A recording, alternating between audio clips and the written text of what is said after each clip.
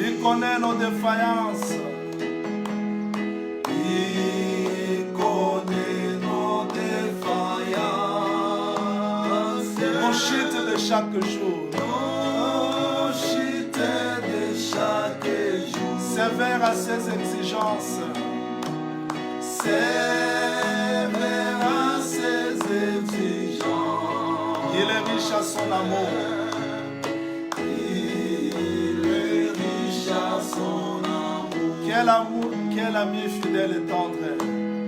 Quel ami fidèle et tendre. Nous avons un Jésus-Christ. Nous avons un Jésus-Christ. Toujours prêt à nous défendre. Toujours prêt à nous défendre.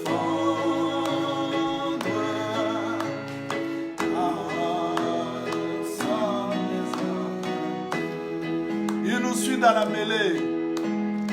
Il nous suit dans la mêlée. Il nous entoure de ses bras. Et c'est lui qui tient l'épée et décide nos combats.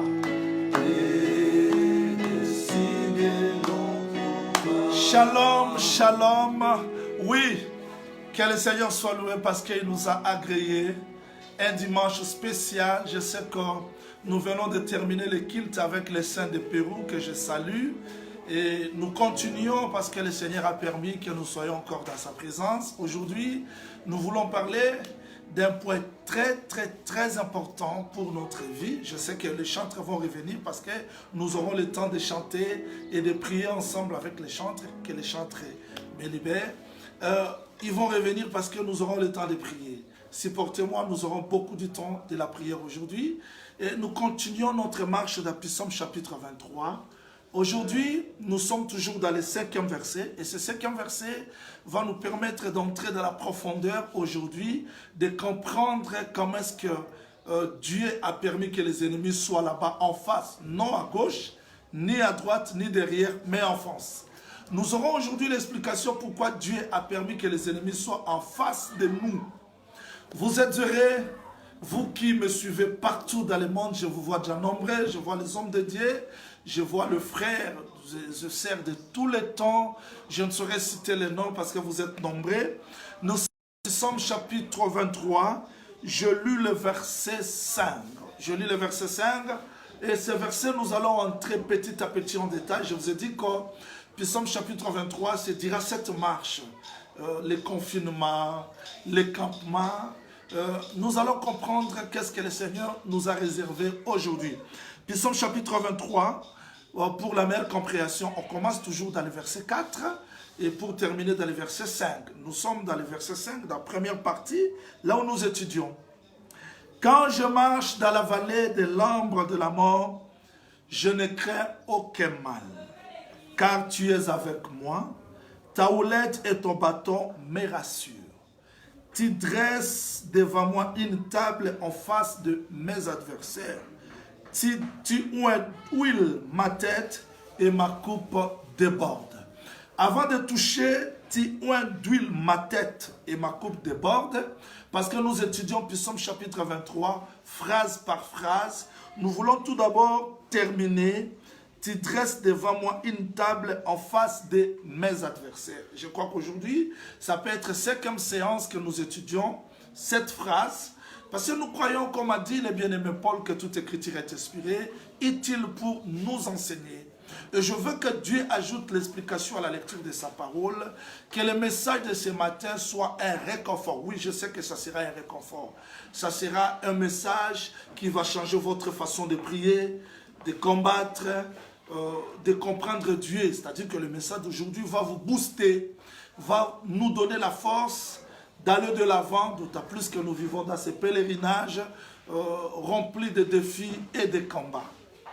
Je dois vous rappeler, ça c'est le psaume d'une brebis. C'est la brebis qui chante. Elle chante l'expérience qu'elle a vécue. Elle chante l'expérience qu'elle vit avec le pasteur. Elle dit, tu dresses devant moi une table en face de mes adversaires. Je disais que cette table n'est pas dressée à gauche, ni à droite, ni derrière, mais c'est au devant de la brebis, en face de ses adversaires. Nous voulons par la grâce du Seigneur terminer cette pensée, je ne sais pas si on va la terminer aujourd'hui, pour qu'on arrive sur ce point, tu huiles ma tête. Là, nous aurons la réponse pourquoi Jésus-Christ dit à Simon que je suis entré dans ta maison, mais tu ne m'as pas oint d'huile. C'est-à-dire qu'on aura l'explication, mais nous ne sommes pas encore là. Comment la brebis chante qu'elle a traversé la vallée de l'ombre de la mort, mais de l'autre côté, les bergers. Voilà pourquoi j'ai intitulé le sujet d'aujourd'hui, les bergers dressent une table en face des adversaires. Comme je le disais dans mon introduction, que Dieu a réservé beaucoup de choses pour notre édification aujourd'hui. Le berger a dressé une table en face des adversaires de la brebis. Pour la tuer? Pourquoi? Nous aurons l'explication aujourd'hui. Je sais que dans des séances passées, on a avancé. Aujourd'hui, nous allons encore entrer dans la profondeur pour comprendre pourquoi le berger a dressé la table en face des adversaires de la brebis. Comme je le disais, et comme je ne cesse de répéter, la vraie brebis, c'est le Seigneur Jésus-Christ. Et ce psaume ne peut pas avoir son sens ni sa signification si nous ne ressortissons pas la vraie brebis qui est le Seigneur Jésus-Christ. Mais remarquez, avant la vallée, il y a eu les adversaires. Après la vallée, il y a aussi des adversaires. Mais pourquoi la table est dressée après la vallée et en face des adversaires?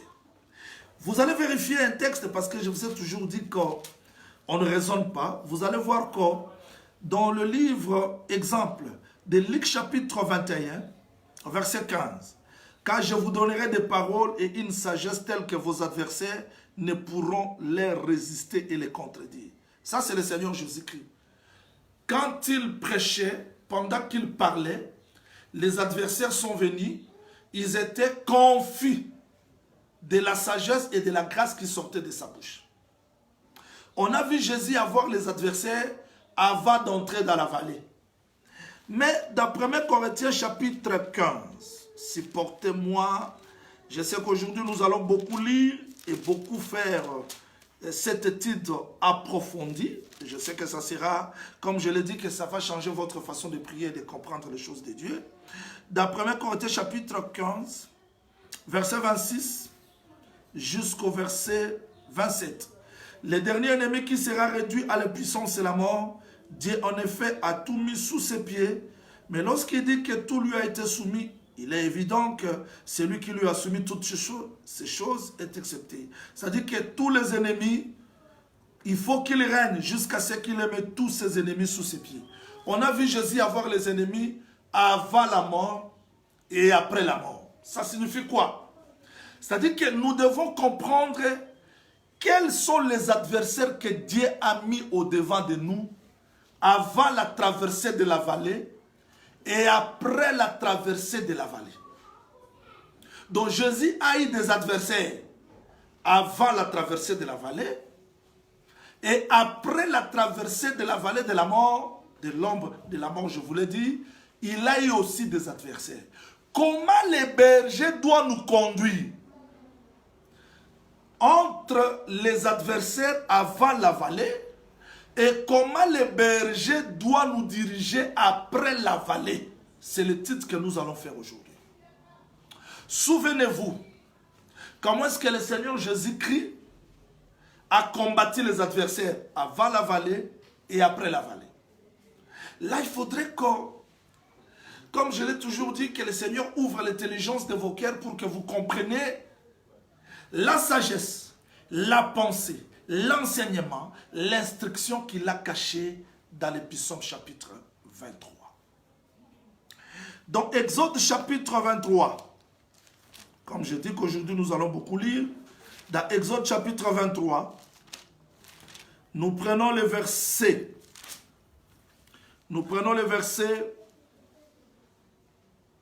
28. Vous descendez jusqu'au verset 31. Vous allez voir que Dieu précise ceci à la maison d'Israël. Je vous donne le pays des Amoréens, des Héthiens, des Jébusiens. Mais Israël avait les ennemis en Égypte. Il a eu des ennemis dans le désert. Mais Dieu dit que dans Canaan, il aura aussi des adversaires. Mais pourquoi Dieu doit permettre ses adversaires, lui le bon berger? C'est là où nous échouons, c'est parce que nous ne comprenons pas ce psaume chapitre 23. Psaume chapitre 23 nous montre comment est-ce que Dieu conduit son peuple. J'explique Jésus-Christ, la vraie brebis. Il a eu des adversaires avant l'entrée de la vallée et après la vallée. Israël, Dieu leur promettait les pays où coule le lait et le miel. C'est-à-dire que quand Israël entre dans Canaan, c'est ça la table. Parce que je dois vous rappeler que celui qui part devant, c'est le berger, la brebis suit. Et c'est le berger qui a traversé la vallée. Il a préparé la table, la nourriture, parce que c'est lui le berger qui cherche la nourriture pour nous, les brebis. Nous ne connaissons pas quelle nourriture, quelle herbe. Maintenant, les bergers, après avoir traversé la vallée, avant la brebis, dressent la table. C'est comme Israël dans Canaan. Canaan était déjà la table, mais il y a le lait et le miel. Oui, c'est ça la nourriture que Dieu a donnée à la maison d'Israël, parce que la table qu'il a dressée, c'est ça. Parce que le berger a cherché la nourriture. Souvenez-vous que c'était l'arche qui marchait devant, parce que c'est lui le berger. Il y avait la colonne du feu, c'est-à-dire il y a un berger céleste, un berger terrestre. Celui qui a dit « Je suis avec vous jusqu'à la consommation du siècle ». Et c'est lui le Saint-Esprit qui nous dirige comme le bon berger. Mais comment il amène Israël dans Canaan? On voit la table dressée, mais en face des adversaires. Oui, frère. Là où il y a le lait et le miel, il y a toujours des abeilles. Celui qui fouille les abeilles ne va pas toucher le miel. C'est-à-dire que là où il y a les ennemis, donc là où il y a la nourriture, la bénédiction, il y a toujours des ennemis qui rôdent tout autour. Et ce n'est pas pour rien, frère Paul a dit qu'une grande porte m'est ouverte, mais les adversaires sont nombreux. C'est-à-dire, à chaque élévation, à chaque bénédiction, à chaque étape de la vie, il y a toujours les adversaires. Mais je suis venu aujourd'hui montrer au peuple, aux enfants, aux serviteurs de Dieu, à l'église du Seigneur, comment devons-nous nous tenir devant les adversaires qui sont en face de nous, non derrière, parce que derrière, on a laissé l'Égypte, on a laissé Pharaon, on a laissé quoi que ce soit, mais ces ennemis ici, ces adversaires, sont en face de nous. Je dois vous rappeler que la brebis ne s'arrête pas devant la table, parce qu'après la table, il y a la maison de l'Éternel que la brebis doit demeurer. Mais avant d'y arriver, il y a les adversaires. Voilà pourquoi je dis, il faut que le peuple comprenne. Je ne sais pas si vous avez vu, si vous avez lu ensemble avec moi. Oui, c'est ça le verset, frère Jean-Didier. Merci, que le Seigneur te bénisse. C'est ça, 1 Corinthiens 16, 9. Comment le pasteur nous conduit? Recommençons. L'Éternel est mon berger, je ne manque de rien. C'est-à-dire, le berger donne le pain. Il me fait reposer dans le vert pâturage. Le berger accorde le repos. Il me dirige près des eaux paisibles. Le berger dirige. Il me conduit dans les sentiers de la justice. Il restaure l'âme. Le berger restaure l'âme. Le berger nous conduit dans les sentiers de la justice. Le berger nous soutient avec la houlette et le bâton.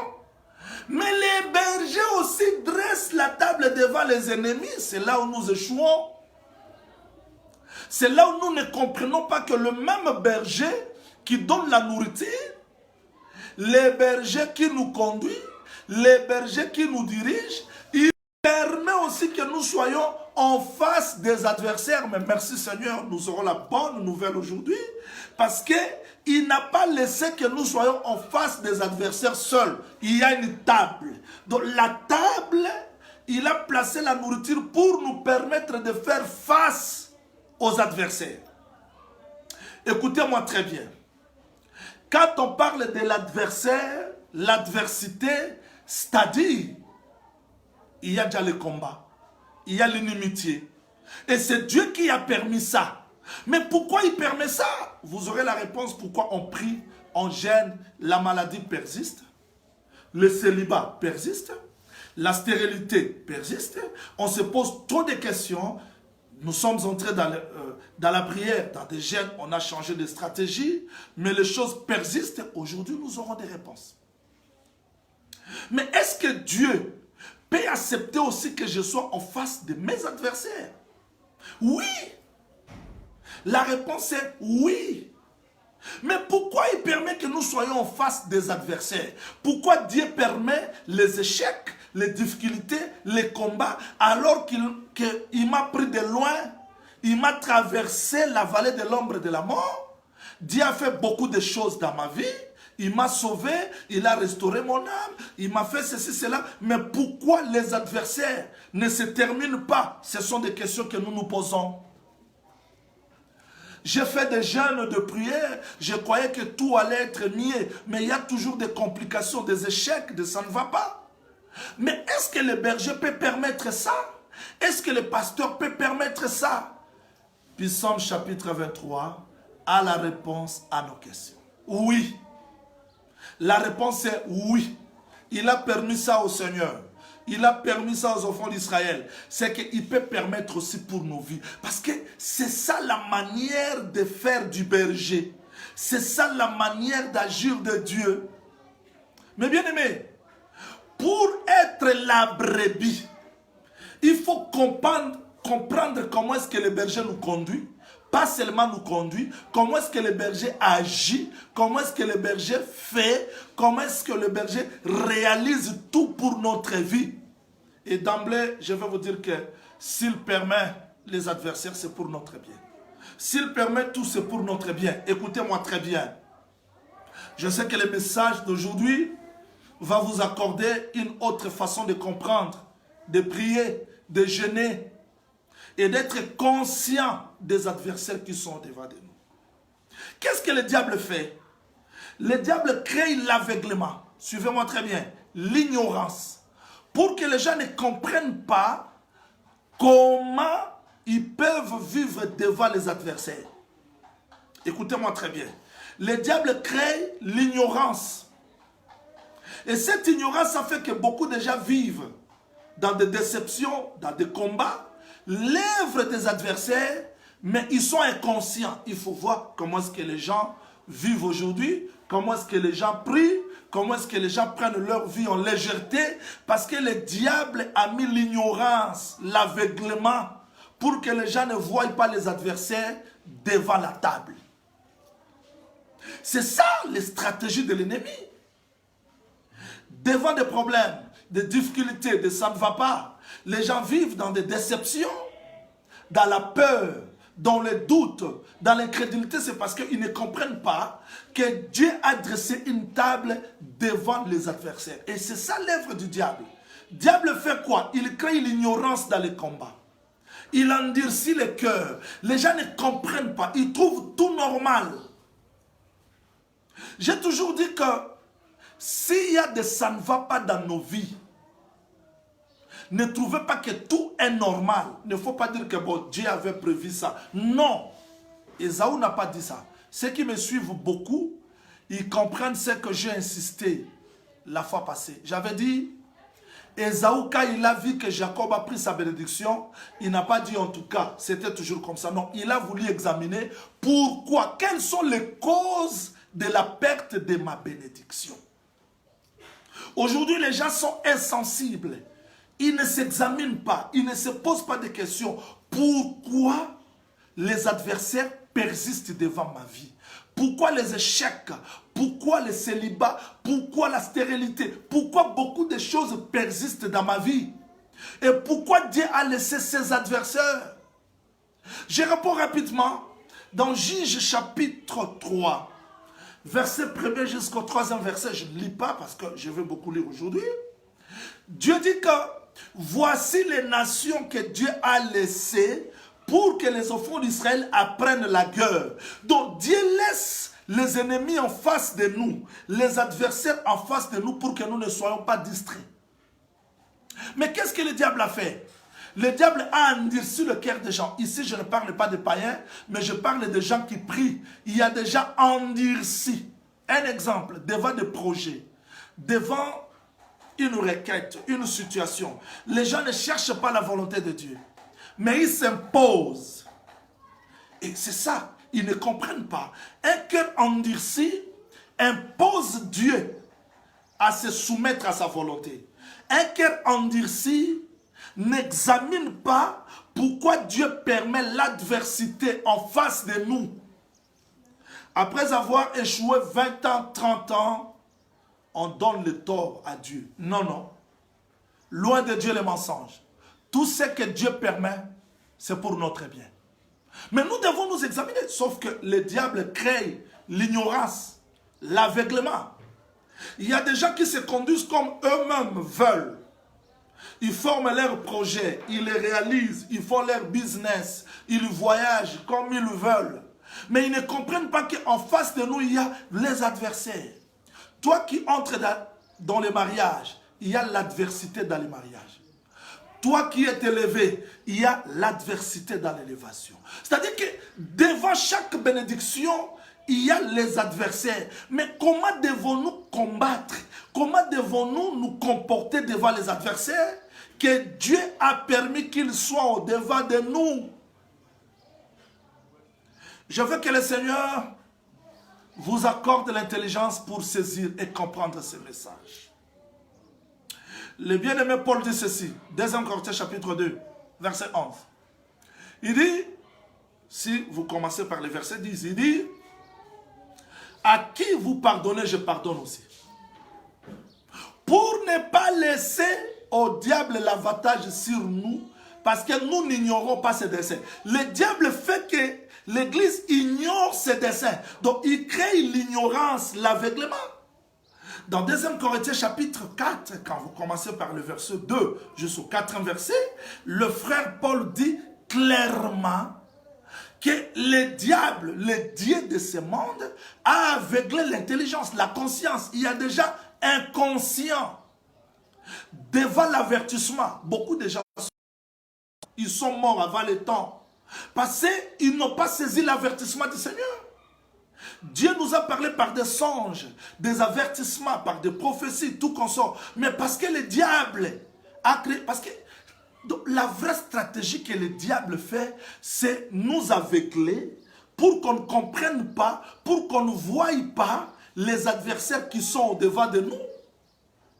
Si vous vérifiez dans le livre de Jérémie chapitre 37, commencez la lecture à partir du verset 16 jusqu'au 17e verset, vous allez voir que le roi Sédécias, le prophète Jérémie l'a averti.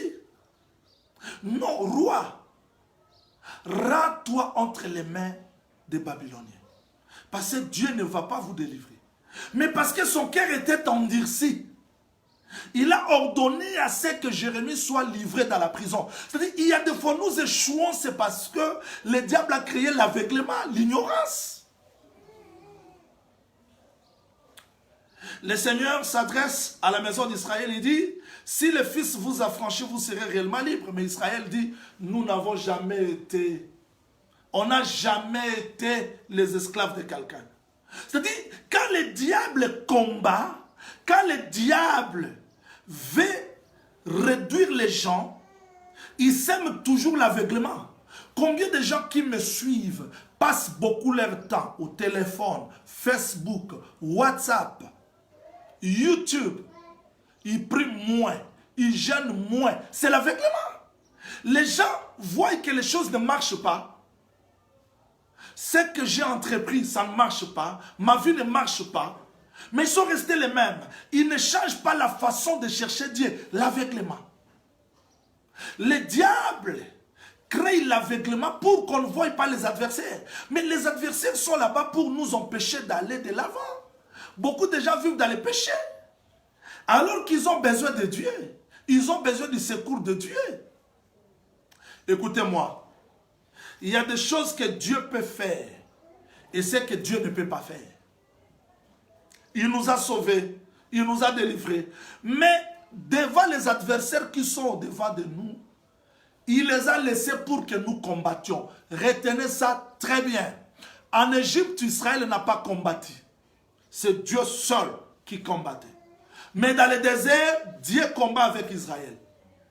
Dans Canaan, chaque tribu doit combattre. Il faut bien saisir ces choses. En Égypte, Dieu combattait. Dans le désert, nous combattons ensemble.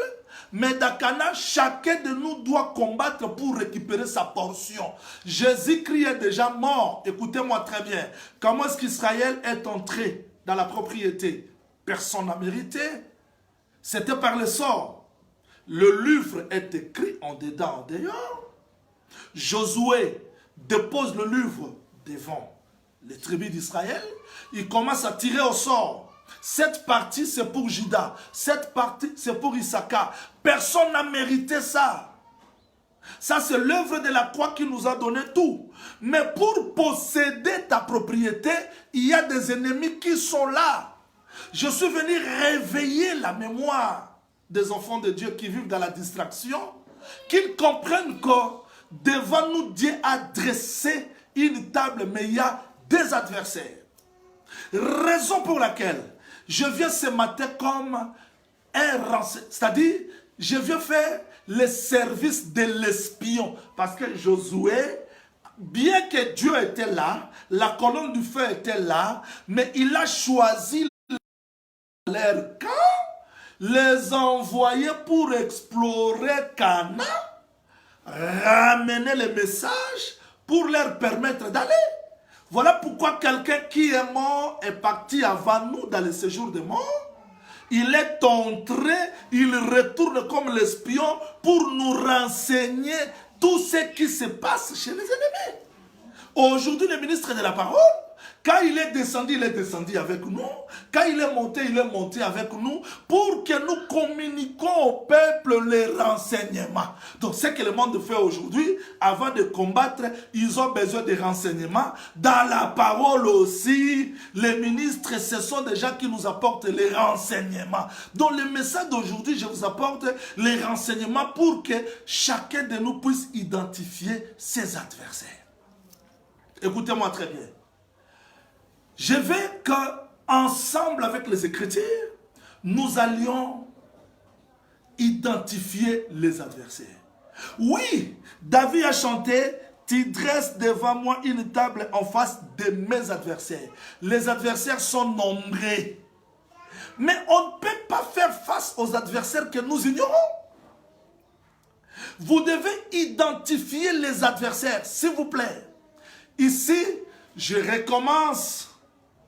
Si portez de corps, je vous parle d'une manière claire et terre à terre pour que vous saisissiez le message.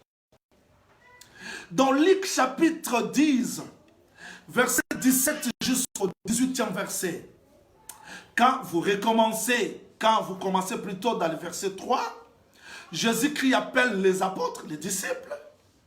Il envoie les disciples tout en les accordant l'autorité de chasser les démons, de prier, ceci, cela.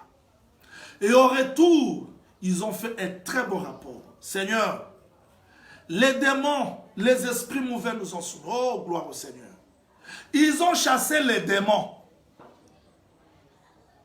Mais un jour, on amène un enfant épileptique.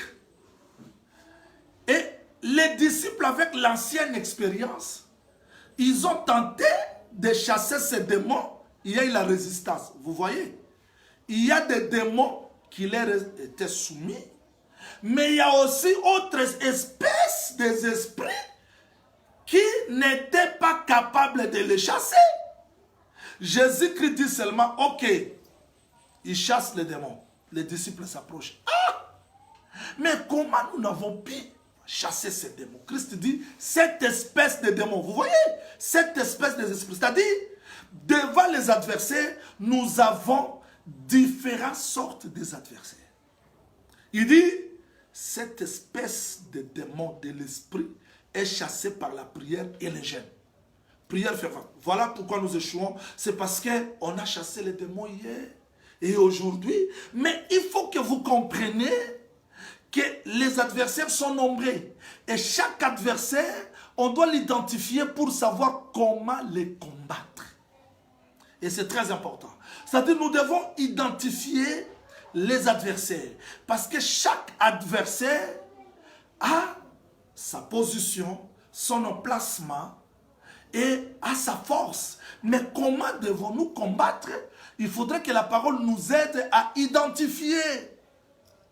J'aime le frère David. Je prends ces exemples pour vous aider à comprendre. En tout cas, que Dieu bénisse les frères Jean Didier. Pour ceux qui me suivent, si je ne donne pas tous les versets, ces frères-là, que Dieu les bénisse beaucoup, ils donnent tous les versets. Ça va vous aider, pour ceux qui écrivent, de répéter tous ces versets que je parle. Donc, David voit Goliath, il a identifié, il dit non, non, non, non, non, que personne ne craigne cette circoncis. J'ai combattu les lions, j'ai combattu l'ours. C'est-à-dire que David a si identifié Goliath. Nous échouons, c'est parce que nous combattons par habitude. Parce qu'on a jeûné 3 jours, on a eu la victoire. Cette fois-ci, je vais jeûner 7 jours. C'est-à-dire, il faut que les gens comprennent et que chacun de nous puisse savoir comment identifier les ennemis. Je pars tout d'abord identifier les ennemis. Écrivez, pour ceux qui écrivent, Romains chapitre 7, verset 17 jusqu'à 24. Là, nous avons le premier ennemi, la nature adamique. C'est un ennemi. La nature adamique. Romains chapitre 7, verset 17 jusqu'au 24 verset. Vous faites ça égal, égal. 1 Jean, chapitre 2, verset 25 jusqu'au 27e verset.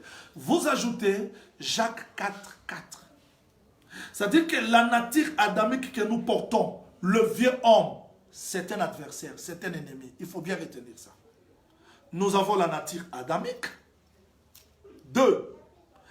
Galates chapitre 5, verset 19 jusqu'au 21e verset. Le désir de la chair. Je vais faire la différence entre la nature adamique et le désir de la chair. Et vous aurez l'explication parce que je suis là pour vous accorder l'explication. Galates chapitre 5, verset 19. Vous descendez jusqu'au 21e verset. Le désir de la chair, c'est aussi les ennemis. Donc, vous avez la nature adamique que nous portons, c'est un ennemi. Vous avez les désirs de la chair, ce sont les ennemis. Ce n'est pas le tout. Ce n'est pas le tout.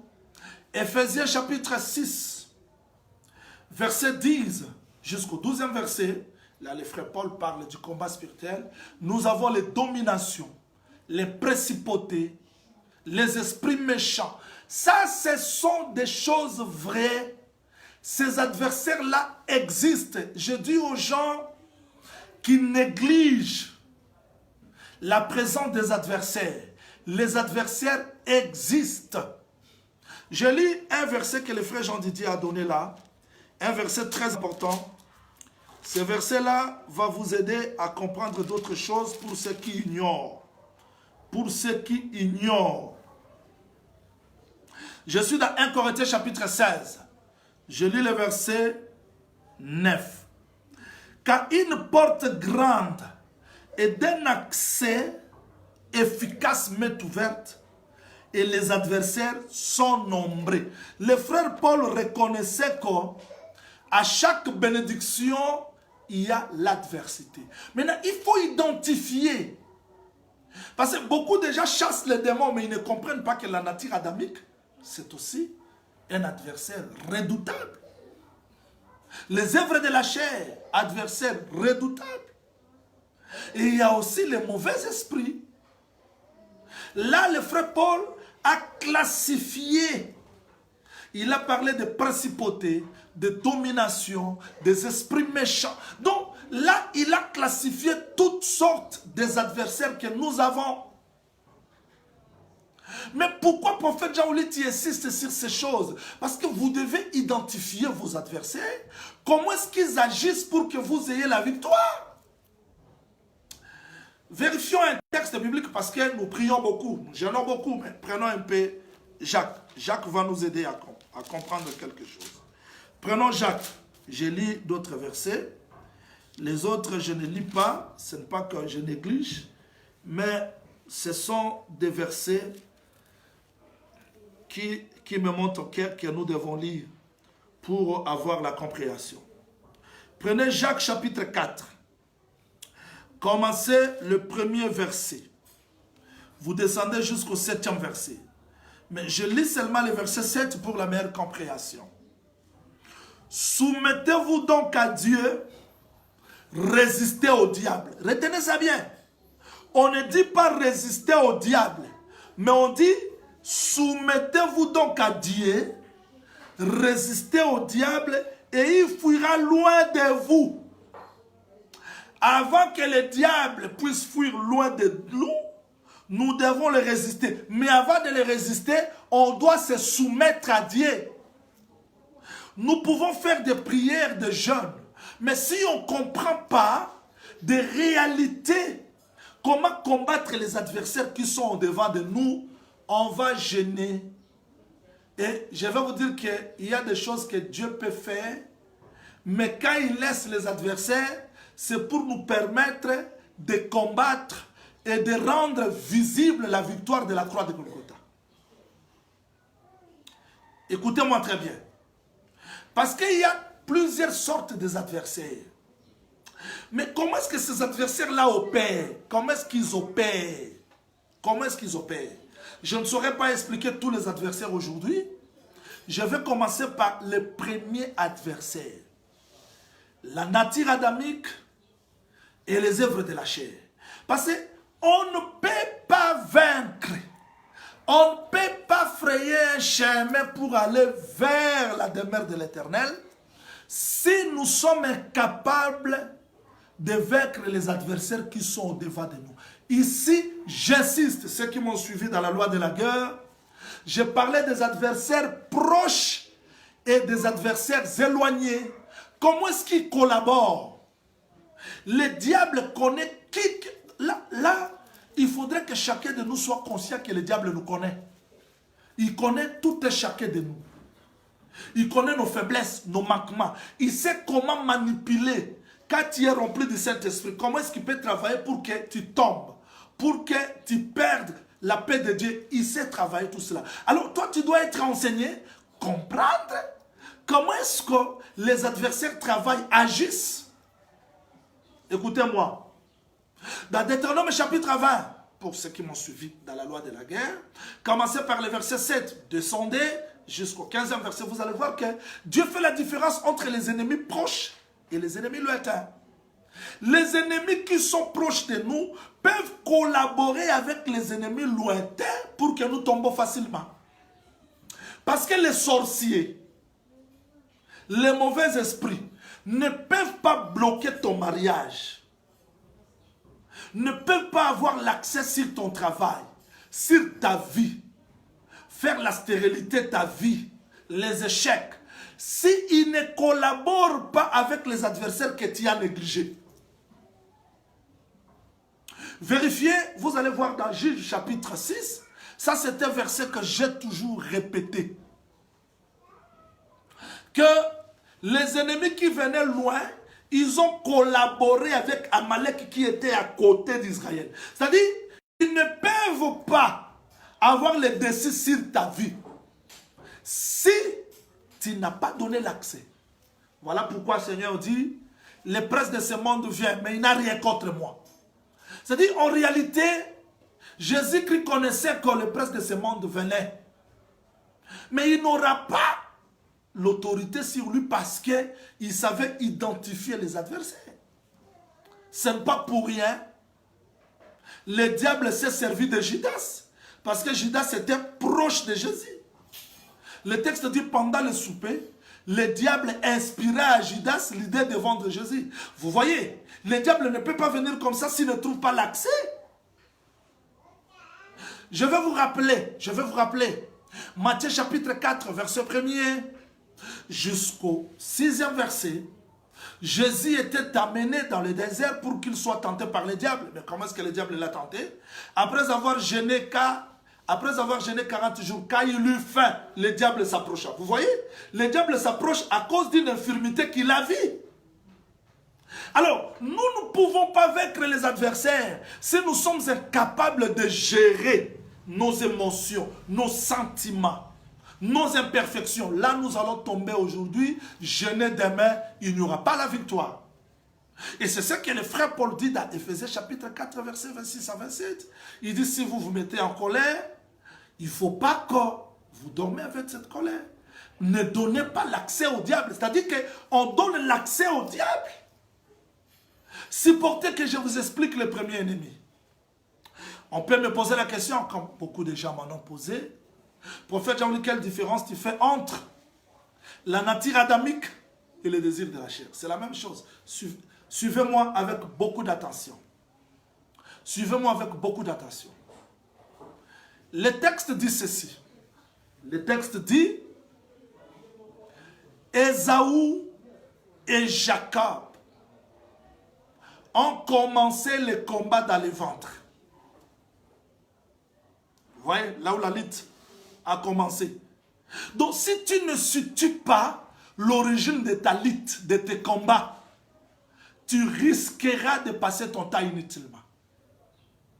À trouver le sorcier ailleurs, l'oncle et le sorcier, ma vie ne marche pas parce que tu n'as pas identifié l'origine de tes combats. Écoutez-moi avec beaucoup d'attention.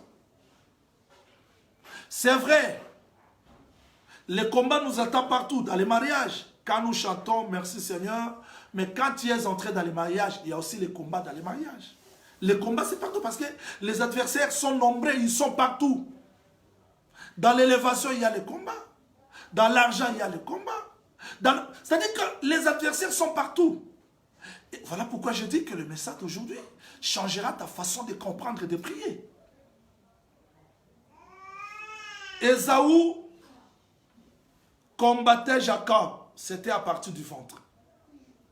Ils sont nés. Ils étaient ensemble. Dans une même maison.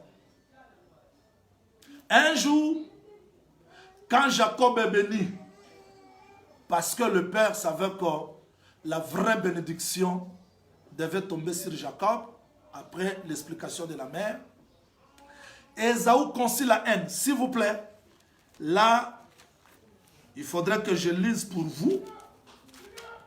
Je dois lire pour vous, pour la meilleure compréhension. C'est un enseignement que je donne. Alors il faut me suivre avec beaucoup d'attention. Je suis dans Genèse chapitre 27. Je suis dans Genèse chapitre 27, verset 41. Suivez parce que ce verset va nous aider à bien combattre et à identifier les adversaires. Je suis dans Genèse 27, verset 41. Ésaü conçut de la haine contre Jacob. Ça, c'est dans le temps. Suivez ça très bien. Ça, c'est dans le temps. Il a conçu la haine dans le temps. Mais retournons dans Genèse chapitre 25. Genèse 25, verset 22. Les enfants se heurtaient dans son sein. C'est-à-dire, la haine que vous voyez d'Ésaü n'a pas commencé là-bas. L'origine, c'était déjà le ventre. Il y a eu le combat dans le ventre, mais ce combat a été manifesté dans le temps. Donc quand on voit Ésaü concevoir la haine contre Jacob, ce combat a commencé longtemps. Mais bien aimé, je veux que le Seigneur vous accorde l'intelligence pour comprendre ces choses. Quand Salomon combattait avec Hadad, il pouvait se poser des questions. Pourquoi Hadad me combat? Oh, Hadad avait la haine de David. Et Salomon vit les combats de son père. Il y a d'autres combats que nous vivons aujourd'hui, tirent son origine depuis longtemps. Maintenant, si les gens ne savent pas identifier les combats, ils vont prier à la légère. Ils vont dire Jésus-Christ a tout accompli. Il a tout accompli parce qu'il a traversé la vallée de l'ombre de la mort. Mais il nous dépose devant la table, mais au-devant de nous, il y a des adversaires que nous devons combattre et vaincre. C'est-à-dire, vous avez Ésaü, depuis le ventre de la mère, qui, pourquoi le combat? Parce que dans le combat, là, il y a toujours un vainqueur et un vaincu. Mais par la grâce du Seigneur, Jacob est sorti victorieux dès le ventre. Suivez-moi. Pour la lutte des droits d'aînesse, Jacob est sorti victorieux. Pour la lutte de la bénédiction, Jacob. Voyez un peu ça. C'est-à-dire que Ésaü et Jacob étaient ensemble. C'était la lutte. Mais qu'est-ce qui a été fait? Ésaü s'est séparé de Jacob. Quand il s'est séparé de Jacob, la lutte n'a pas terminé. Il s'est fait que après la bénédiction de Jacob chez Laban, du chemin du retour, il croise encore Ésaü. C'est-à-dire Ésaü qui l'a empêché la naissance, qui l'a empêché la bénédiction. Ésaü vient encore arrêter sa marche pour retourner chez le père. Il faut bien comprendre ça pour savoir combattre les ennemis, les adversaires qui sont au-devant de nous, parce qu'ils sont nombreux. Et chaque étape, le diable change les stratégies du combat. Mais remarquez, là je parle d'Ésaü et Jacob d'une seule maison. Retenez ça parce que je vais expliquer ça. Supporter parce que Dieu a écrit ces choses pour notre instruction. Romains chapitre 15, verset 4. Tout ce qui a été écrit d'avance l'a été écrit pour notre instruction, afin que par la consolation que dans les Écritures, nous possédons l'espérance. Mais remarquez, Ésaü et Jacob se séparent. Retenez ça parce que je vais donner le pourquoi. Mais de Ésaü sort Amalek. De Jacob sort Israël. On a vu dans Exode 17, Amalek venir combattre Israël à la sortie de l'Égypte. Vous voyez? Les combats continuent. Après avoir traversé le désert, Israël veut franchir, c'est-à-dire la frontière, pour posséder Canaan. Il rencontre Édom. Oh Jésus. Édom était là. Israël pose la question, moi ton frère, Édom m'a refusé. Et Israël devait faire le contour, toujours Édom. Vous voyez? C'est Ésaü là qui était ensemble avec Jacob, devient Amalek qui combat Israël, devient Édom qui combat Israël. Nous avons vu Esther dans le pays étranger.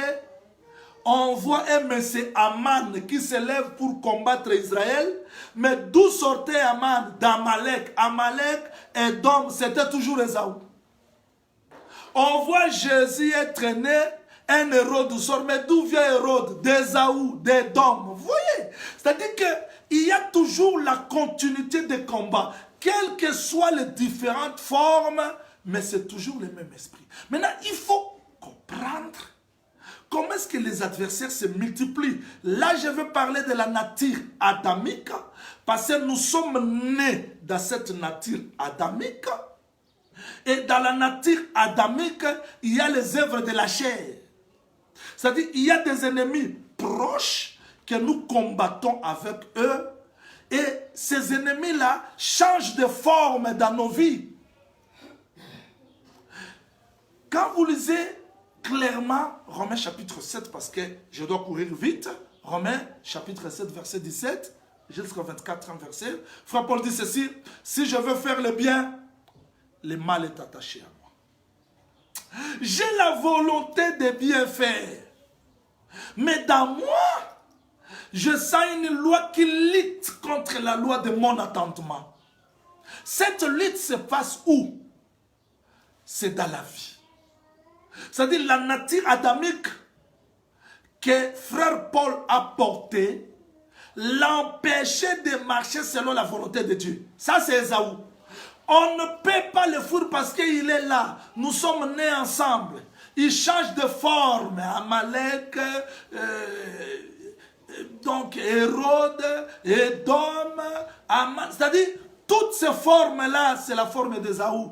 La nature adamique a l'autorité sur nous si nous ignorons ses desseins. Raison pour laquelle vous allez comprendre avec les textes bibliques que frère Paul dit, misérable que je suis. Là, je suis dans les Romains 7, verset 24. Après avoir lutté, dans verset 24, il dit, misérable que je suis. Qui me délivrera de ce corps de la mort? Romains 8 répond, il n'y a plus la condamnation pour ceux qui sont à Jésus-Christ. Vous voyez? C'est-à-dire que pour vaincre la nature adamique, nous avons besoin de passer par Christ. Parce que c'est lui le vainqueur de la nature adamique. Il a porté ce corps, il a été tenté comme nous, capable de nous délivrer, capable de nous racheter, parce qu'il a été tenté comme nous. Raison pour laquelle j'ai fait cette différence, parce que Si nous avons vécu la nature adamique, comment est-ce qu'on l'a vécu? Romains chapitre 6, verset 1er jusqu'au 3e verset, faites ça. Égal, Galates 2, verset 20. Je ne lis pas parce qu'il faudrait que je cours. Dans Galates chapitre 2, verset 20, frère Paul dit, j'ai crucifié mon corps. Mais quel est ce corps qui a été crucifié? Romains chapitre 6, verset 3 jusqu'au 4e verset. La nature adamique, la nature de l'homme a été crucifiée pour que je ne vive plus comme moi. Mais bien que nous sommes passés à la croix, on a crucifié cette nature, mais les œuvres de la chair continuent à nous combattre. Galates chapitre 5, verset 16, il dit, marchez selon l'esprit, vous n'accomplirez pas les désirs de la chair. C'est-à-dire que les désirs de la chair, là, on ne peut pas les accomplir si nous marchons selon l'esprit.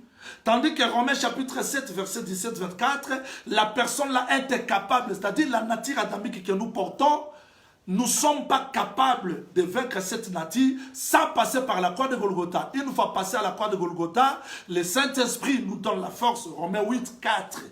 C'est-à-dire nous sommes capables de marcher par l'Esprit, bien que les désirs de la chair sont là, mais nous pouvons les vaincre parce que le Saint-Esprit est capable de nous conduire. Exactement, c'est ça la lutte que nous avons. Et chacun de nous doit examiner parce que cause de nos échecs, ce sont nos faiblesses que nous avons. On a entretenu des faiblesses. Même dans la maison, on sait que ce frère ici, ce papa ici, pour la colère, n'en parlons même pas. Mais c'est ça la nature adamique. C'est ça le premier ennemi. Nous sommes conscients de nos faiblesses. Nous sommes nés avec ces faiblesses. On prie avec ça. On grandit avec ça. On reçoit des révélations avec ça. On gêne avec ça. On entre dans les jeûnes de prière. Je suis venu vous dire, c'est ça ton premier ennemi. Et tu ne peux pas vaincre les démons que tu chasses si tu n'es pas capable de prendre conscience que le premier ennemi de ma vie, c'est ma nature. Il faudrait que la parole de Dieu me donne la force de vaincre cette nature, parce que Christ l'a vécu à la croix de Golgotha. Je suis capable aussi de le vaincre. Il faut être conscient. Voilà pourquoi frère David dit, quand je marcherai dans la vallée de l'ombre de la mort, je ne craindrai aucun mal. Ta houlette et ton bâton, ce sont eux qui me rassurent. Tu dresses devant moi une table devant les adversaires. Et ces adversaires-là, je ne commence pas à vous dire chasser les démons, mais tout d'abord demander à Dieu la force de vaincre les premiers ennemis, les premiers adversaires. Parce que la chair, nos faiblesses collaborent avec les mauvais esprits pour avoir le dessus, l'autorité sur nous. Voilà les premiers adversaires que nous sommes appelés à vaincre, l'égoïsme, la haine, nos faiblesses. Mais bien aimé, on ne peut pas chasser les démons. Et les démons ne peuvent pas nous obéir si nous sommes incapables de vaincre les premiers adversaires. Les premiers adversaires, ce sont nos faiblesses, les désirs de la chair, la nature que nous avons héritée de nos pères. C'est ce que nous devons vaincre premièrement avant de vaincre autre chose. Merci Seigneur. Oui, tu es capable de vaincre les adversaires. Pourquoi? Voilà, le texte dit, tu dresses devant moi une table. Avant de parler des adversaires, il y a une table qui est dressée. Pourquoi la table? Parce que sur la table, il y a la nourriture. Donc, Dieu nous donne la possibilité d'avoir la parole pour vaincre nos adversaires. Vérifions Luc chapitre 21, verset 15. On parle pour terminer. Et nous allons revenir pour étudier les autres adversaires le dimanche prochain. Luc chapitre 21, verset 15. Je vous donnerai des paroles et une sagesse telle que vos adversaires ne pourront les résister ou les contredire. C'est-à-dire, devant les adversaires, Dieu nous a donné la parole. Et si nous nous servons de cette parole, nous serons victorieux devant les adversaires. Comme j'avais dit le dimanche passé, que le roi de Salem, Melchisedec, a donné à Abraham le pain et le vin pour résister devant le roi de Sodome. Donc, devant les adversaires, Dieu nous a donné la nourriture, la parole. Prenons Philippiens chapitre 1er. Philippiens chapitre 1er. Philippiens chapitre 1er. Je vais lire ce verset pour terminer. Verset 28. Voilà la nourriture que Dieu nous donne pour vaincre les adversaires. Nous avons la parole. C'est-à-dire la parole t'aide à te discipliner Avant de terminer dans Philippiens chapitre 1er, voilà ce que frère Paul nous dit. Vérifions un peu ce verset. C'est un verset que j'aime beaucoup parmi mes versets de la Bible. 1 Corinthiens chapitre 9. 1 Corinthiens chapitre 9, verset 25, je descends jusqu'au 27e verset. Voilà ce que frère Paul dit. Il a identifié la chair comme adversaire. Voilà ce qu'il dit. Il dit, tous ceux qui combattent s'imposent toute espèce d'abstinence. Tu ne peux pas dire que je suis incapable de fermer ma bouche devant les mensonges. Tu ne peux pas dire que je suis incapable devant la colère. Là, tu es encore dans la nature adamique. Mais quelqu'un qui est sauvé, ne peut pas dire ça. Frère Paul dit, tous ceux qui combattent s'imposent toute espèce d'abstinence. Ils le font pour obtenir une couronne corruptible. Mais nous, faisons-les pour une couronne incorruptible. C'est-à-dire, nous pouvons nous imposer par la grâce du Seigneur de vaincre la colère. Nous pouvons nous imposer par la grâce du Seigneur de vaincre l'impudicité. Nous pouvons nous imposer par la grâce du Seigneur. Parce que tu as cette victoire, tu as cette capacité. D'où vient cette capacité? Parce qu'il y a la table, la parole. La parole te donne la force de vaincre les adversaires. Ne cherche pas la force ailleurs. Ne cherche pas la force ailleurs, la force. Donc quand la brebis mange, elle devient forte. Elle peut affronter les ennemis. Tu peux dire comme Paul. Il dit quoi? Il dit, moi donc, je cours non pas comme à l'aventure, je frappe non pas combattant à l'air, mais je traite. Voilà. Je traite. Il ne dit pas je gêne pour le corps. Il dit je traite. Je recommence. Il dit je traite. Je traite. C'est-à-dire pour la chair, on n'a pas besoin. Papa, priez pour moi parce que c'est désir de la chair ici. Ne me laisse pas. Non. Tu dois traiter. Frère Paul dit, je traite durement mon corps. Je le tiens assujetti. Donc je me réveille directement à l'idée de consulter Facebook. Je dis, je ne consulte pas. Je vais commencer par la parole.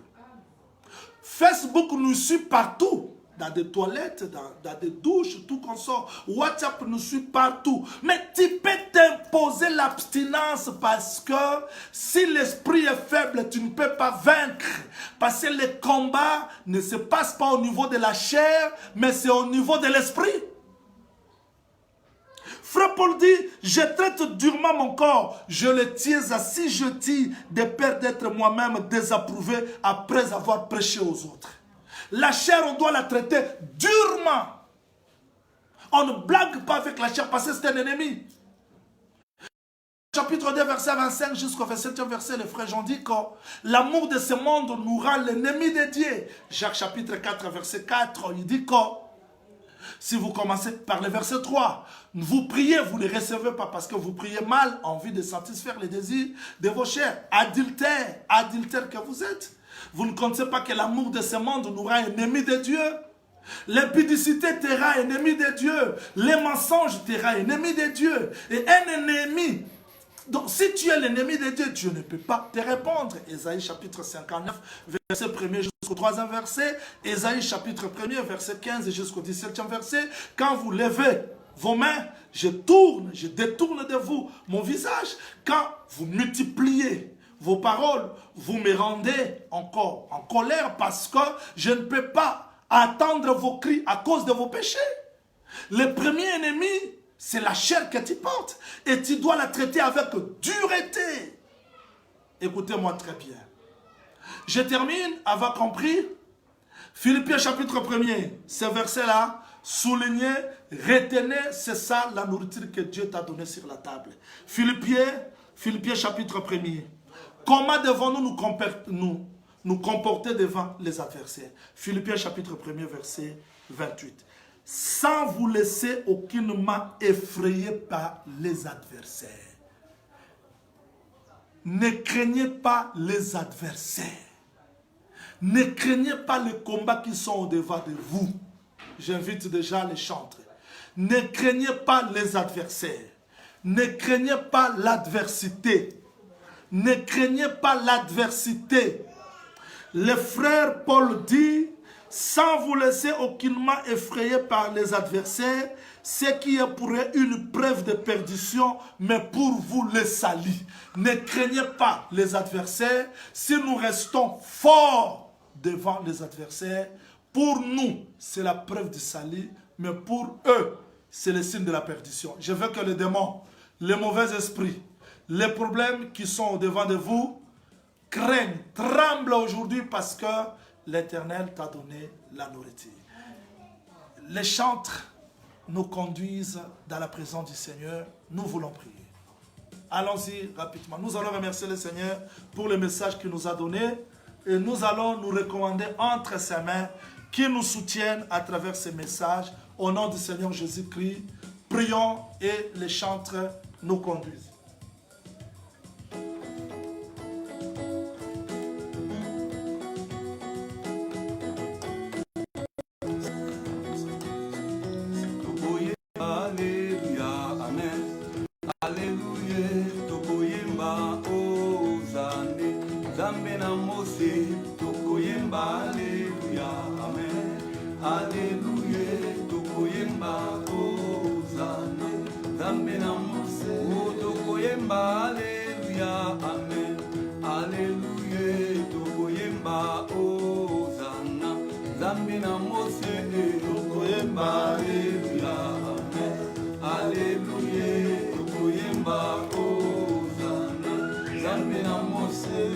Masiya lobaki na ngai akozonga ngai natalela kayeo Nzambe nelonga tokoyemba aleluya amen alléluia tokoyemba hosana. Enlève la peur des ennemis. Tu ne peux pas craindre les adversaires. Tu dois t'élever. Que le Seigneur t'accorde cette force. Tu vas prier au nom de Jésus. Prions. Bato ya sida bakomi kobika Alléluia. Bato ya sida bakomi kobika na kombo na Yesu tokoyemba Alléluia amen Alléluia tokoyemba hosana Alléluia balobaka te bakomi koloba Alléluia balobaka te bakomi koloba na kombo na Yesu tokoyemba Alléluia amen Alléluia tokoyemba hosana Nzambe na Mose mpona kozanga vision bamingi babwaki évangile balandi bisengo ya mokili nzoka mokili nde vanité koyemba Alléluia amen Alléluia tokoyemba hosana Nzambe na Mose Alléluia Alléluia Alléluia na Yesu Alléluia Alléluia Alléluia oh Alléluia Alléluia Alléluia na mokonzi Alléluia Alléluia Alléluia oh Nzambe nanga Nzambe na yo Nzambe na biso nyonso Alléluia Alléluia Alléluia oh yo nde nzete na akasia oyo batonga na mongombo Alléluia Alléluia Alléluia oh yo nde nzete na gofele oyo batonga na masuwa Alléluia Alléluia Alléluia oh ndeko kangama na Yesu oyo apesaka lobiko Alléluia Alléluia Alléluia oh yo nde libanga na Dawidi oyo ekomaki Goliath Alléluia Alléluia Alléluia yemba Alléluia yemba Alléluia yemba Alléluia yemba Alléluia nana yemba pona yo yemba Alléluia makasi na baye yemba Alléluia yonde lijana ngaye yemba Alléluia yemba Alléluia yemba pona yemba Alléluia Alléluia Alléluia Alléluia yemba Alléluia yonde lijana ngaye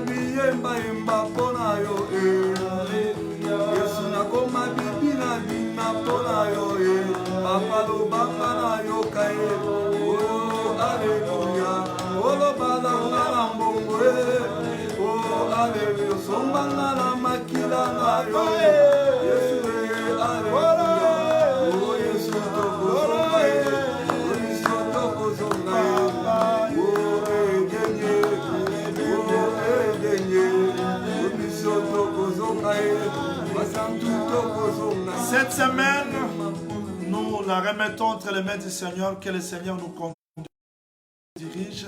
Nous allons chasser toute puissance d'accidents, de contretemps, de morts subites dans nos familles, dans nos foyers, dans nos maisons, que le Seigneur nous épargne devant les combats. Il est écrit dans la parole, chaque nation marchera au nom de ses dieux, mais nous marcherons au nom de l'Éternel notre Dieu. Que la grâce du Seigneur nous accompagne cette semaine. Au nom du Seigneur Jésus-Christ, prions, les chanteurs.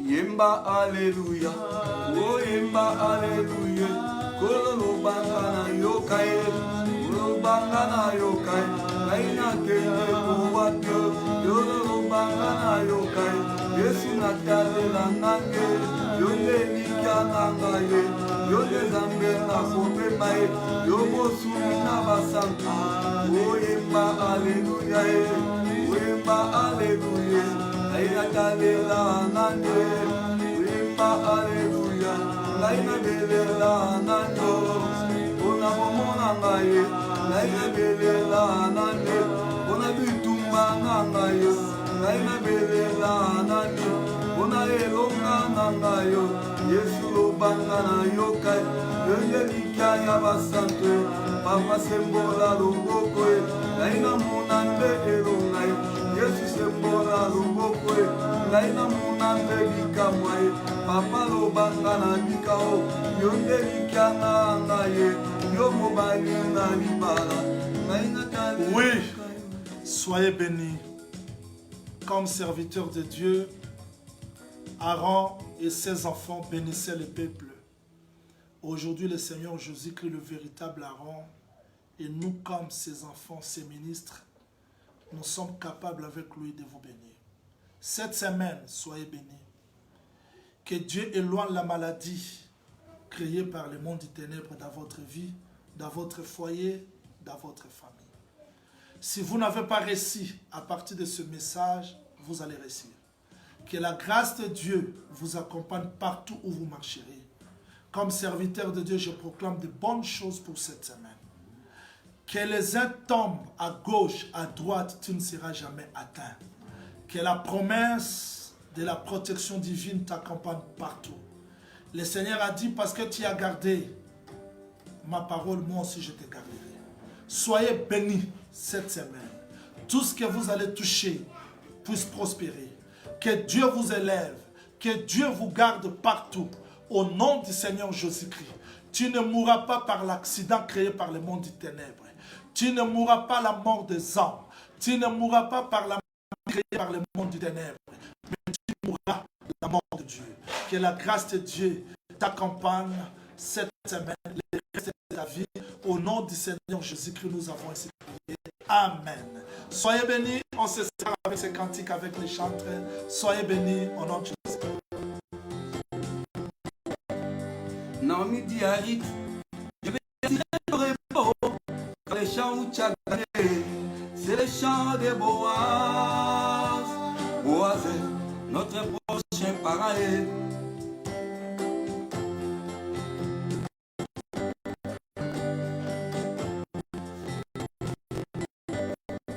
Boaz c'est Jésus, il c'est l'église. Et les chants de Boaz, c'est la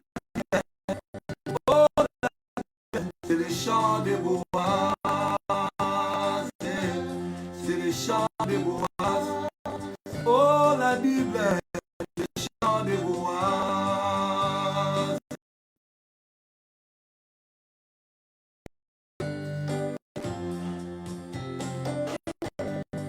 Toute écriture est inspirée de Dieu, utile pour l'enseigner, utile pour corriger,